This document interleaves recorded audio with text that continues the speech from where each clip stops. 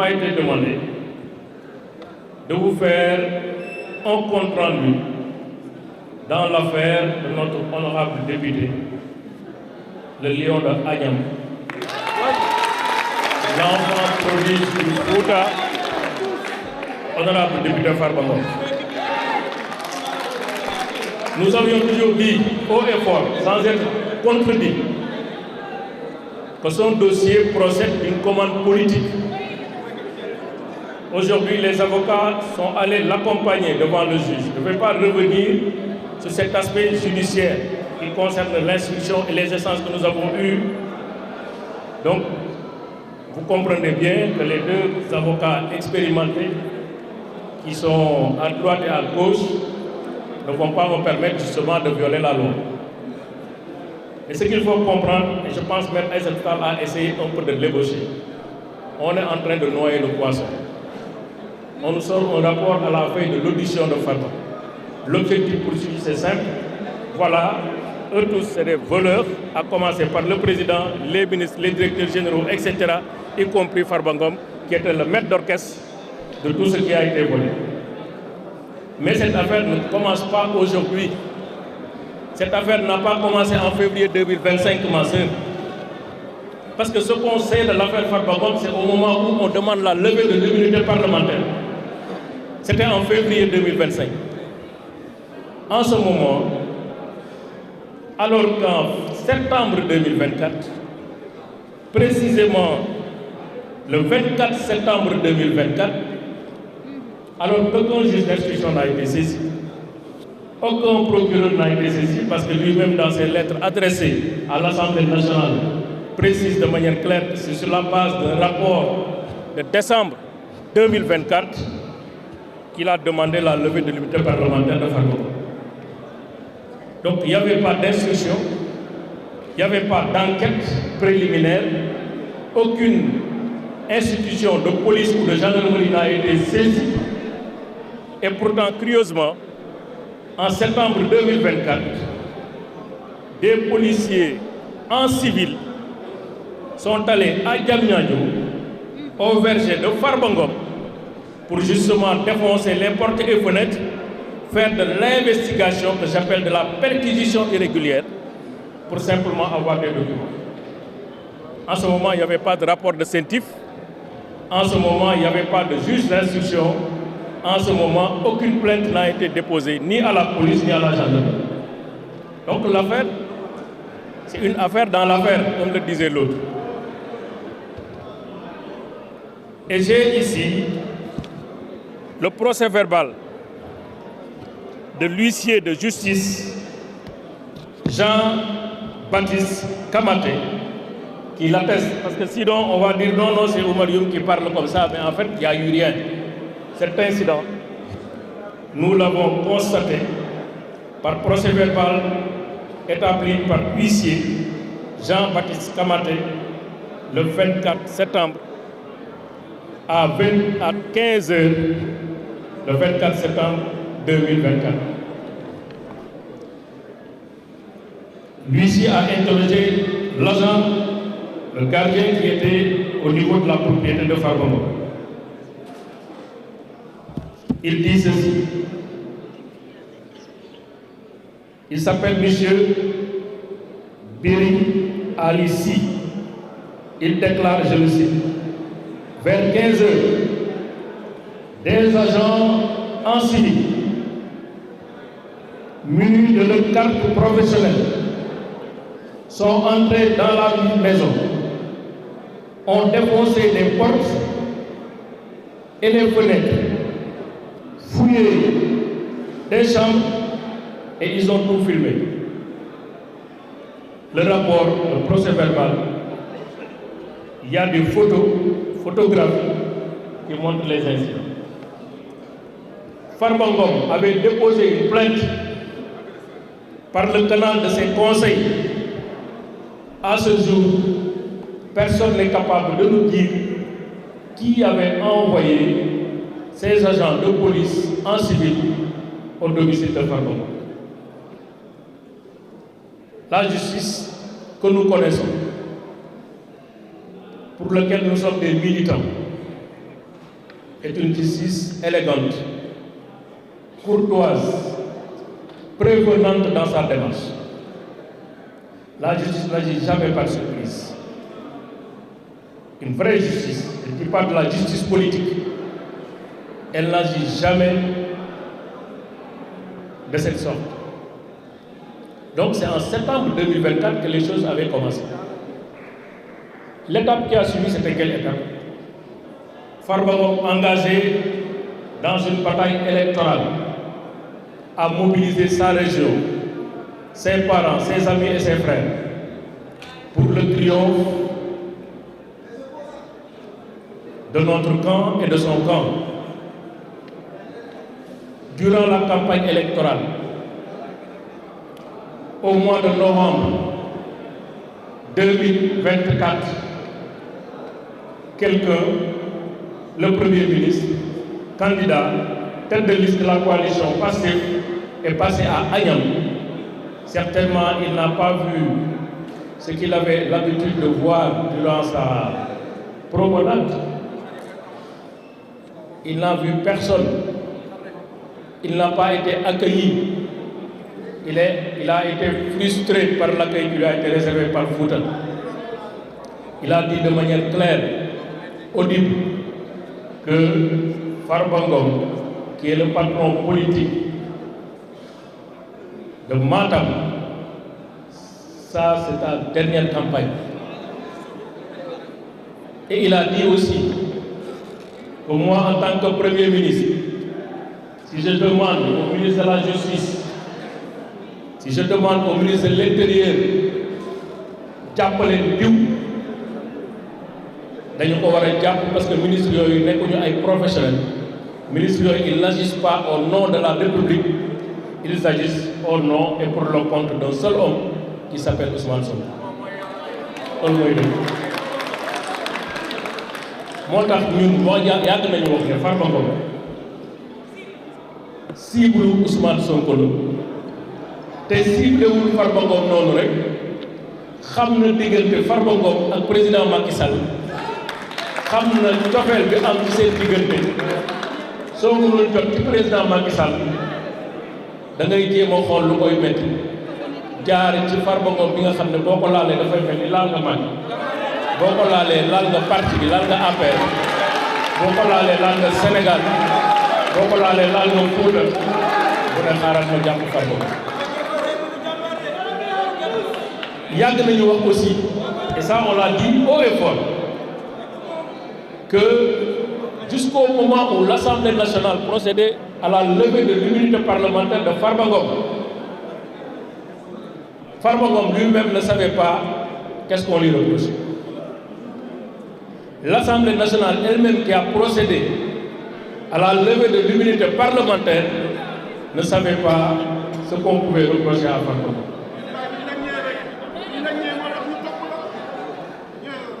Or, une procédure pénale, ça repose d'abord sur une information préalable. Ça repose sur le principe du contradictoire. Ça repose sur le respect des droits de la défense qui sont sacrés, consacrés par notre Constitution. mooy nit ki bu ñu koy topp ci mbir moom ci boppam dafa war a xam ni ñu koy topp, parce que mënoo organiser sa défense su dee yow li ñu lay topp xamuloo. tey nag dem nañ ci juge d'instruction jàpp nañ ne li ñu doon wax démb ak bërka démb report bi am tey de 15 jours pour ñu mën a respecter les droits de la défense confirmer na ne li ñu doon wax démb ak bërka démb mooy dëgg la. parce que li tax ñu pose ko du dara lu dul permettre ñu ak suñu client ñu xam lan la ñuy reprocher. xanaa justice yi gën a expertise ci monde bi, justice martiale sax même bu dee dañuy tappale da am luñ la liiral am luñ la tuumaa nga mën ci teg baaraam au moins même bu dee du dëgg. mais dans le dossier jusqu'au moment où je vous parlais il n'y avait absolument rien. Farba Ngom lui-même n'était pas capable de dire ce qu'on lui reproche de manière claire. Mais heureusement, xam nga Wolof Njaay dafa ne sàcc tama yomb na mais fan nga koy tëggee ak loo munti wax mënuñu fexe en vertu des lois solides de notre République pertinentes du code de procédure pénale et du code pénal mënuñu fexe ba principe du contradictoire bi ñu ko respecté te nag justice moom kenn du ko jóg kenn dañuy teg ay dossiers yu leer ay borom xam-xam tiim ko ay borom xel tiim ko ba nga xam ne juge yi moom xam naa mën nga conditionner ñëpp mën nga dicter sa pouvoir ñëpp mën nga sax demander parquet mu def loo xam ne ni waru ko def parce que ci dossier bii parquet def na loo xam ne waru ko def. Article 66 loi uniforme bi nga xam ne moom moo créé tout ce qui est blanchiment d'argent. L'article 66 dit de manière claire que quand le procureur de la République est saisi d'un dossier, d'un rapport de la CENTIF, le procureur de la République doit immédiatement transmettre le dossier et saisir le juge d'instruction. Est-ce que fii loolu la def au lieu de saisir le juge d'instruction parce que loi uniforme boobu mayu la nga def leneen immédiatement ñëpp ku jàngul France sax xam nga lan mooy immédiatement mooy boo koy jot li nga ci war a def te loolu dong nga ci war a def mooy saisir le juge d'instruction. Mais comme xam nañ ne dossier bu demee ci juge d'instruction juge boobu c'est un juge indépendant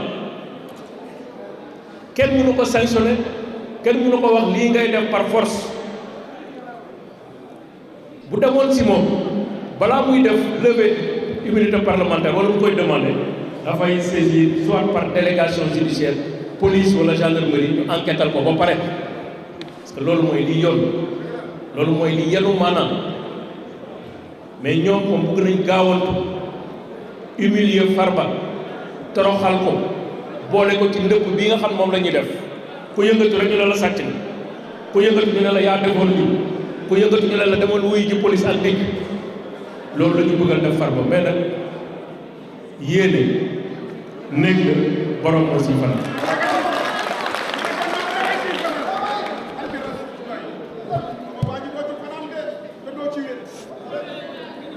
moo tax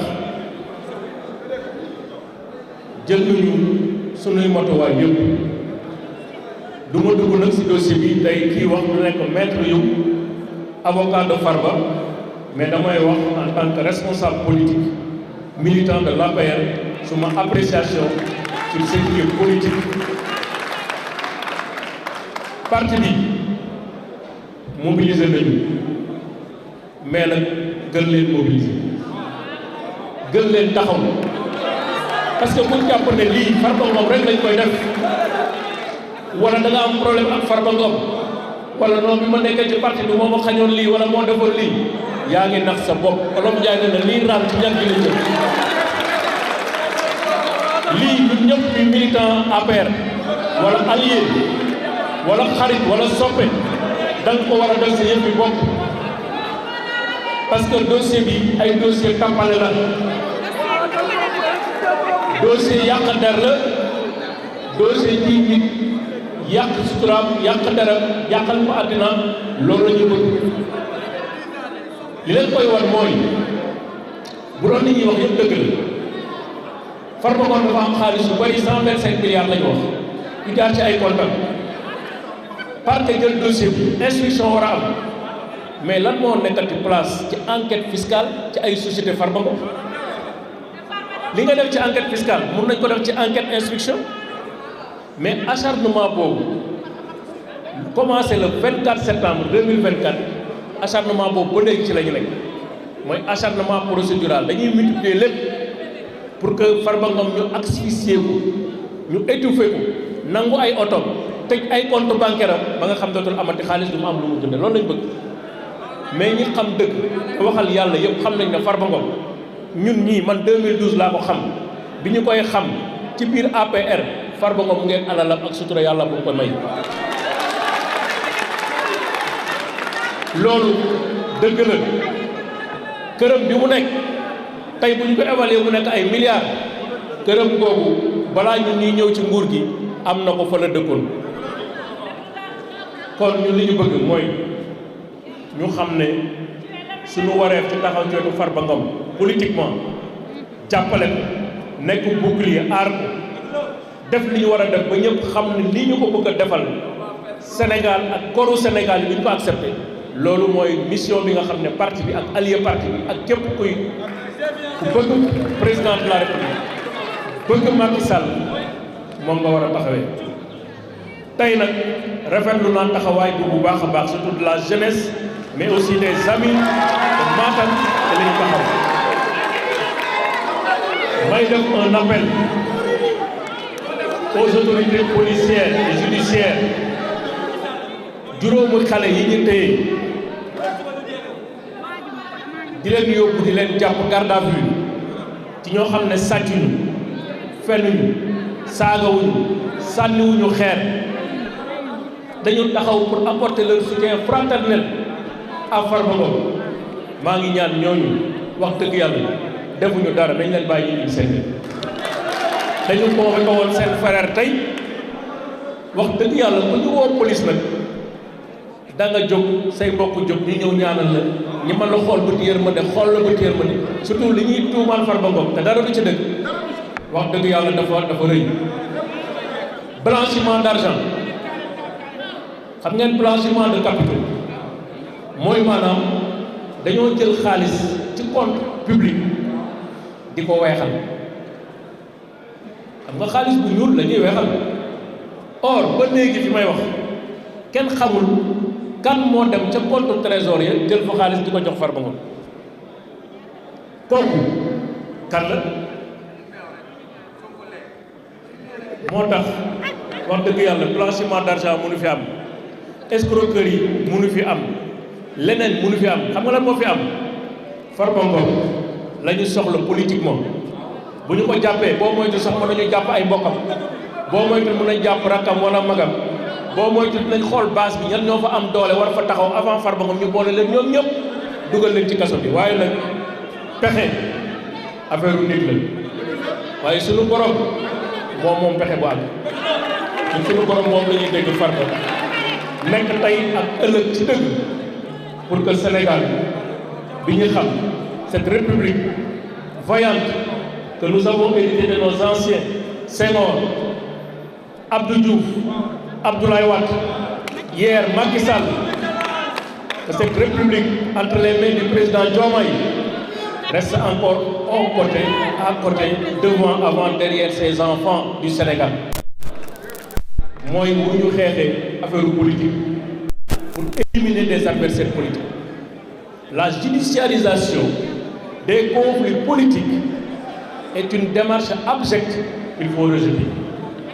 te li ñu gis fii mooy la justice politique fi ñu commencé wax naa leen ko li ñuy def mooy bi ñu jëlee pouvoir bi dañu commencé changer ay juges. Merci maître. juges yi nga xam ne dañ fi nekkoon di liggéey ñu remplacer leen jël seeni propre juges teg leen fa ñu bëgg nañu nekk ut ay rapports yu bees parce que CENTIF xanaa duñu ma ne liñ doon def 2019 fu ñu nekkoon 2020 CENTIF fan la nekkoon pourquoi ñu xaar ba 2024 di génne rapport ci loo xam ne jàpp nañ ne 2019 2020 2021 pour la procureur de la république fan la nekkoon déclaration de soupçon yi kañ lañ ko def rapport yooyu kañ lañ ko def kon ñun du ñu ay xale opposition nag dafa baax ci république opposition bu dëgër dafa baax ci république parce que comme ni ko Pape Malick Ndour waxee ñun du ñu saaga du ñu xaste du ñu garsa di taal li nga xam ne ñoo ko defar tey TER ñoo ko defar du ñu ko taal BRT Macky Sall moo ko defar du ñu ko taal autoroute yi Macky Sall moo ko defar dañu ko taal waaye nag kaay leen ñu toog jàkkaarloo ñi ngeen xalaat seen i borom xam-xam ñu dee juróom ci suñu biir ñu def débat public pendant 10 heures de temps dañuy leeral ñu war ko leeral ma daal loolu laa moom di leen wax di leen sant leen gërëm